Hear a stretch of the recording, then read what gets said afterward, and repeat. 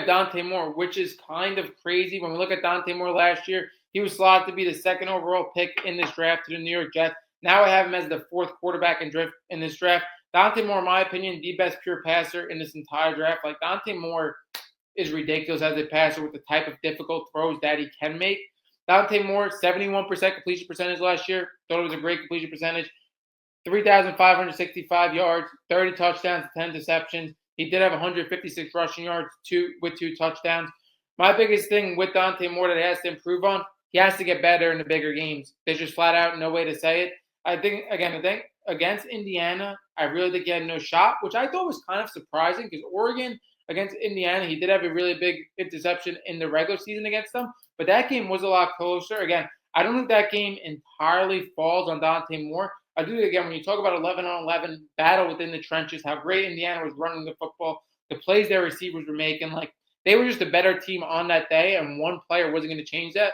But just the way you set the tone in that game early with a pick, and it just got worse and worse. I thought Dante Moore, the way he ended that season, was very sour. I do think he played great in a huge game against Penn State. A lot of people talk about Penn State last year, like, hey, Penn State was an absolute disaster. That's a fact, but the game that Dante Moore won against Penn State, at Penn State in that whiteout environment, he's never going to play in a harder environment, even in the NFL. It's just not going to happen. Penn State whiteout is arguably the hardest environment to play in all of sports. That was a massive win for him. Like I said, just have to get better in the big game. I think Dante Moore really puts himself in a much better situation when we look at Oregon's offense than last year. I know they lose Kenyon Sadiq. I do think Jamari Johnson is going to be one of the best tight ends in all of college football. This receiving core is so deep. I think it's arguably the deepest receiving core in the entire country. You have Evan Stewart, who was supposed to be a top 5 receiver last year. He gets injured. He's going to come back. The Corey Moore, number 1 receiver in his class, arguably the best recruit as a receiver for Oregon that they've ever landed. You have Jeremiah McClellan as a 4-star that they stole from Ohio State last year that I believe showed flashes at the end of the season when his receiving core got hurt. You have Gatlin Barry, who has Olympic-type speed coming in as a freshman, as a 5-star. I think he's going to be really good. You have other 5-stars also behind them. Like, this receiving core is 6-7 receivers deep. Like, this receiving core is absolutely loaded. There is no doubt, in my opinion, that Dante Moore put himself in a situation where he's going to succeed if he is healthy. That's really all it is. Like, this team is going to make the college football playoffs.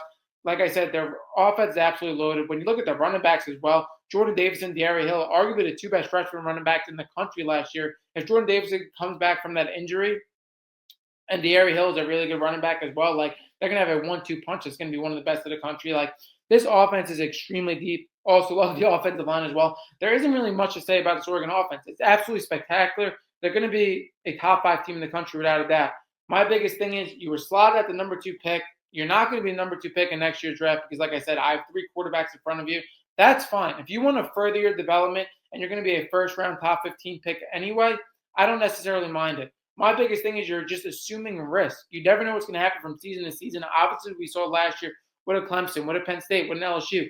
You never truly know. I do think Dante Moore is an NFL quarterback. Like I said, I like his size. I think he's the best pure passer. I think he makes really difficult throws that not a lot of quarterbacks on this list can make. I just think he assumes a lot of risk. Like, you had a layup to be a number 2 pick. You had a layup to be a top 5 pick in a weak draft class.